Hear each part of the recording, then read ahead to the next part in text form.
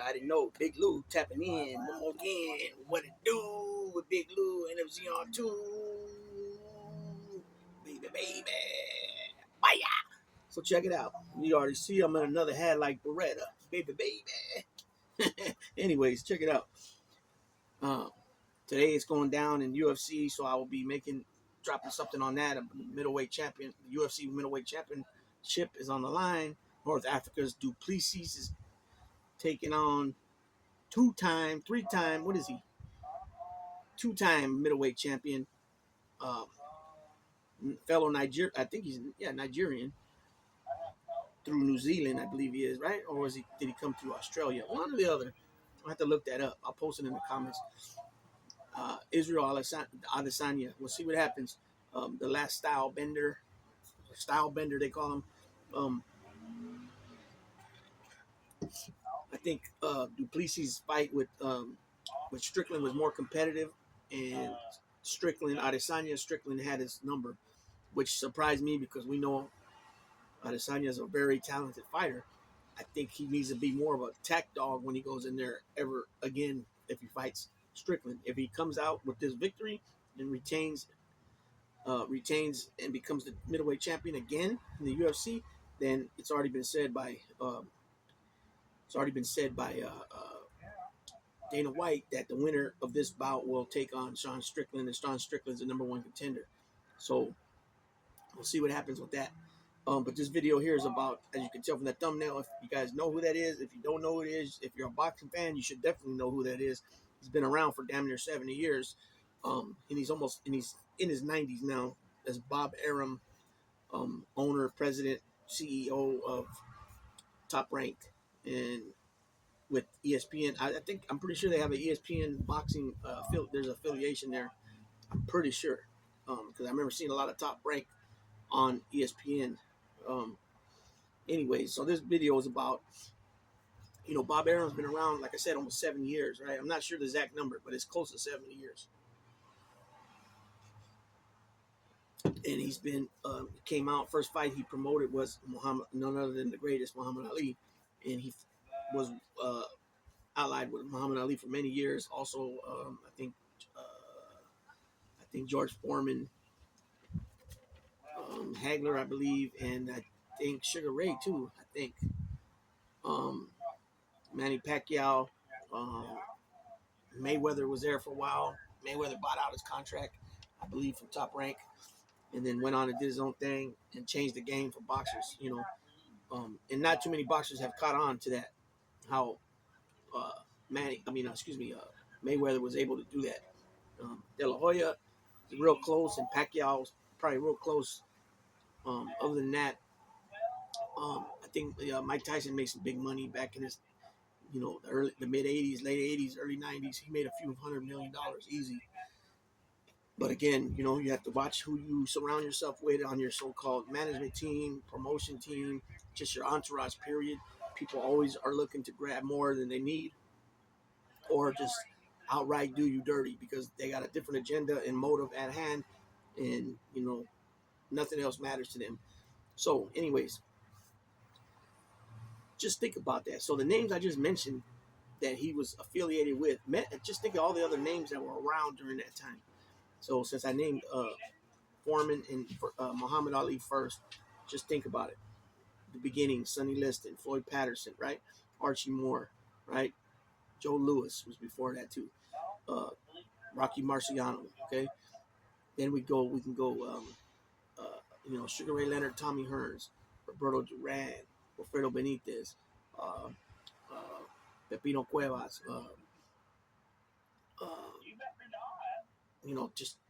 ton of fighters over the years, right? Pernell Whitaker, Julio Cesar Chavez, Mildred Taylor, Terry Norris, Julian Jackson, Michael Nunn, Iran Barkley, Camacho, Gomez, I already said Benitez, Salvador Sanchez, Asuma Nelson, James Toney, Bernard Hopkins, all these guys over the years, and there's still more fighters. That's just a little tip of the iceberg. But there's been a lot of great fighters, right? And so, anyways, the basis behind this video is that Bob Arum came out saying that there's one fighter. He said there's one current fighter is the best he's seen in 60 years, and it's scary what he does. Okay, and he says it's the monster, Japanese monster, right? The monster of Japan, Inoue. I don't know how to say his first name correctly. Inoue, right? Anoya Inoue. Um, which he's a badass fighter, right? 4 division champion already. He's very young, still in his 20s. I could see him perhaps winning, 5 or 6 divisions by the time he retires. Like I said, he's already won 4 and he's in his 20s still, mid late 20s. I think he's about 26, 27. But this ain't so much to criticize what Bob Arum has said, but only to read an article and perhaps throw some names out there as to other greats. Okay, so let's start off by reading the article. Okay, Bob Arum has seen it all in the sport of boxing. The promoter put on his first fight back in 1966, featuring none other than the greatest Muhammad Ali. He would stage a further 27 cards, headlined by the greatest, before working with George Foreman, Hagler, Pacquiao, De La Hoya, to name a few. Moving on to the modern day, and the 92-year-old veteran has had a hand in building the careers of Terence Crawford, Shakur Stevenson, Teofimo Lopez, and Tyson Fury. Those are 4 pretty big names. Well, even Crawford's not with them now, but Shakur Stevens, Teofimo Lopez, and Tyson Fury. He said it's Japan's Naoya Inoue that Arum is most impressed with. However, the weight the 4-weight world champion being the recipient of the highest possible praise from Arum during an interview with Jay McAllister. He is not only pound for pound the best in the world, Inoue is the best fighter I have ever seen, no matter what weight category. In over 60 years in boxing, I have never seen anything like Inoue. Speaking of boxing scene in a familiar vein, Arum said he was honored to be promoting the Japanese phenomenon.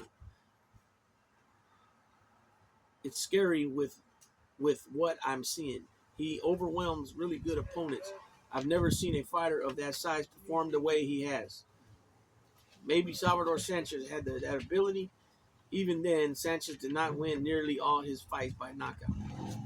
He goes in, boxes, and knocks these guys out. What we're seeing in Inoue is something that is really special. There are no ifs, ands, or buts about it. He's as special to boxing to what Japanese star Otani is to baseball. We're honored to be playing a part in his career. The lower weight classes do not often play host to such knockout artists, but Inoue goes against the grain by regularly adding to a stoppage highlight reel. He has finished 24 of 27 wins inside the distance while completing the light, fly, super fly, bantam, and super bantamweight ranks.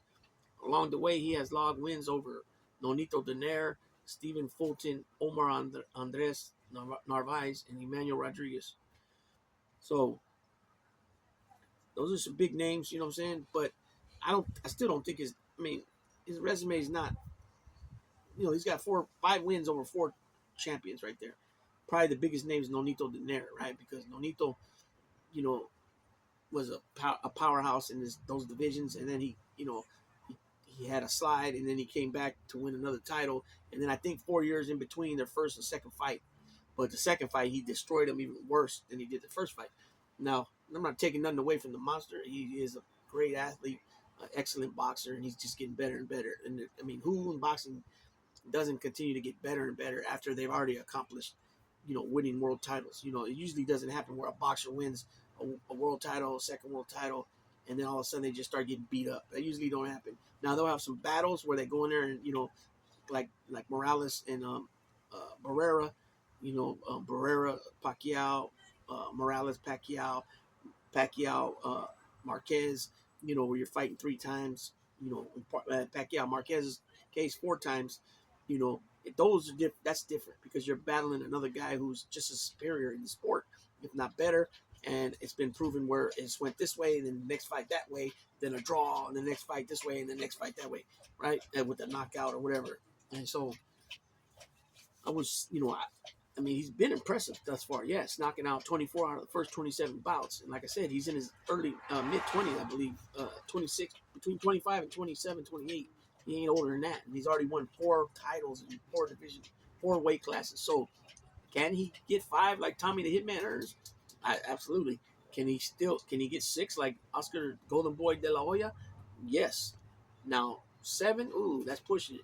8, I don't think, because now you're talking about he's got to get up to like 140, right? 135, 140 to get 8 divisions or 7 divisions. So that's going to be a tough task because we all know it gets, as you get heavier, you get in there with heavier guys, they punch harder, right? Uh, ask Jamel Charlo, ask uh, Crawford recently, right? So, but I mean, what he's accomplished already at the age, yes, it puts him above a lot of guys.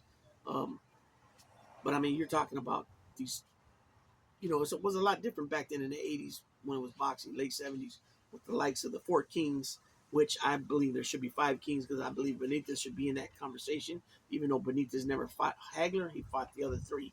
You know what I'm saying? And so I believe he should be in that conversation. The difference between Hagler and the other 4 gentlemen, or at least the other 3 of the 4 Kings, is that they started at welterweight and then went up to eventually hitting middleweight when they fought Hagler, and then even up more. And Hagler never left from the middleweight division. That's why some people give him, he gets um, a little. People get on him about that a little bit.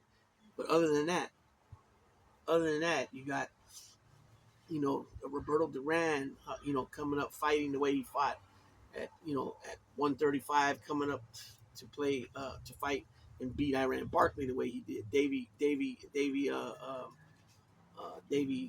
can't think of his name right now. What was his name? When he went and fought at 154, he knocked him. I can't think of his name right now. And so, anyways, you've had a lot of talent over the years. I don't think I would necessarily personally put him over guys like Duran, guys like even Gomez yet, Salvador Sanchez, Zoma Nelson. I wouldn't put him yet because he's only had really 5 title fights, with 4 big names, and some of them like Stephen Fulton, they really didn't have. He didn't have a whole lot of uh, a big resume behind his back either. Um, but nonetheless, not taking nothing away. I'm saying I will agree. I guess at this point, he could be considered, for the accomplishments he's done in such a small amount of time, in the age that he is. Yes, I'm on with that, but I can't put him over a Duran, not over a De La Hoya either, or you know, I just can't do it. But Bob Arum, when he speaks, people should listen. He's 92 years old. He's been doing this for almost 70 years. Like I said, 66 years. So he was 26 years old when he took it. Right? Yeah, when he took his first promotion gig with Muhammad Ali was in '66. He was 26 years old. So he's been doing this for a long time. He has a lot of smarts. He's got a lot of wisdom. Um, you know, uh, you could say he's a pioneer compared to all the guys that are because he's still around. He's still doing it compared to the guys that are around and doing it now. Um, he blazed that trail. You know what I'm saying? Uh, just putting it bluntly. I mean, not bluntly, but straight to the point. And it is what it is. And he's going to continue doing what he's doing. He's going to continue to get in the ring with the top names of whatever division he's currently in. Um, and I think he's been undisputed once already. I think don't mark my words on that, but um, I know he's got plans on fighting bigger names, obviously, because that's part of the game, right? Like I don't think Inoue will do what De La Hoya. I mean, excuse me, not De La Hoya. What Canelo's doing right now. Don't look at the weight class. I'm just saying, as a boxer, plain and simply, to to give somebody like Berlanga a shot, who, in my opinion, even though he's Puerto Rican, I'm Puerto Rican, he's not ready for it. He's not ready for it, and it's going to be You know, it's not like Berlanga. Some like, he's like he's real soft on his feet. Um, he's real good at the defensive level or any of that. You know what I'm saying? So when he fight, it's not like he's gonna be able to slip punches and do all that. Canelo's gonna come and he's gonna wait and he's gonna be patient, but he's gonna let Berlanga know, bam, he's gonna let him feel that power. He already threatened him that he's gonna make him feel pain throughout until he's ready to knock him out, and he said he's gonna do it in the 8th round.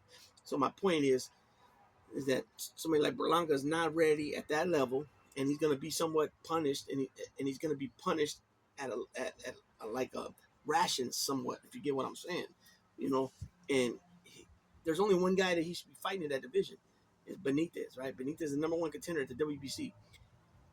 Other than Benitez, if it ain't David Morale, if it ain't Bubu Andrade, that's it. Those are only 3 guys that he hasn't faced, that he needs to face. But really, what everybody wants to see is over Canelo versus Morale, or Canelo versus uh, Bubu Andrade. They want to see Canelo against Benavidez. That's it at 168. Nobody wants to see a Terrence Crawford. Maybe after he fights Benavidez, then maybe against a Terrence Crawford. But that's I don't believe that's in any way benefiting him. And the only thing that's going to benefit Crawford is a big payday. Because I'm telling you now, Crawford is not going to be able to take the punches from Canelo Alvarez. He's not. I mean, look he felt those punches from Israel Madrimov, and he felt it, and felt it to where he had to be real slick and witty with his counter punching, so that he get hit hard and feel those hard punches. But I'm telling you now, Canelo is a different beast, and you're talking about another 14 pounds from 154. You're talking about 168 pounds, so it's a big difference. So just think about that. Just sit back and think about that for a minute. And so you got to take Bob Arum's. If he says he sees something, you got to give him a little bit more than normal people, because he's been around so long and he has that wisdom that maybe there's something he's seeing that other people ain't seeing. But it's definitely a fact that this guy Inoue got skills that pays the bills. You feel me? He's there. You know what I'm saying? And he can only go up from here at this point. You know what I'm saying? Um, and he's already said he only wants to get in there with the best.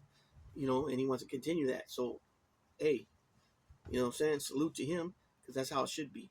Like I said, back in the day, we had Leonard, Hearn, Hagler, Benitez, Duran.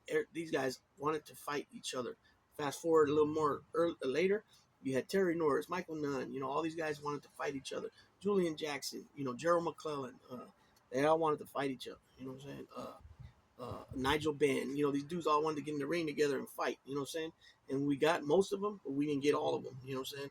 Some guys end up going up in weight. Some guys end up, deciding to fight this guy and end up taking a loss, and they put him back in the, the bigger scheme of things, so to speak. And other things was on the business level, where people were, not being taken care of like they should have been, and all that type of stuff. And that stuff's been going on forever. So people got to be careful on what they wish for. You know what I mean? And so with that being said, on this one, Big Lou's gonna tap one out.